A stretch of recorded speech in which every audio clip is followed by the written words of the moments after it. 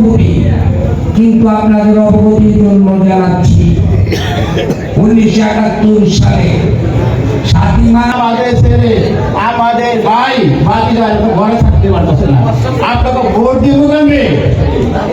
আমরা কিন্তু সেই চেষ্টা করবো একটা লোক যাতে ঘরে না হয় সেই চেষ্টা আমরা করবো। কারণ জিয়াউর রহমান 25 মার্চ তিনি স্বাধীনতার ঘোষণা দিয়ে এই বাঙালি জাতিকে তিনি একত্রিত করে এই বাংলাদেশকে তিনি স্বাধীন করেছিল। দীর্ঘ 9 মাস এই যুদ্ধে যারা শহীদ হয়েছিল, আজকের এই দিনে আমি তাদের আত্মার মাগফিরাত কামনা করছি।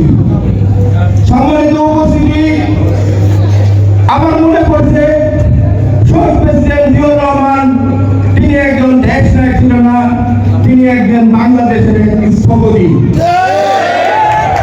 তিনি হয়তো জন্ম না নিলে আজকে বাংলাদেশ নামক আজকে দেশ তৈরি হতো না। সম্মানিত উপস্থিতি, যারা এই দেশ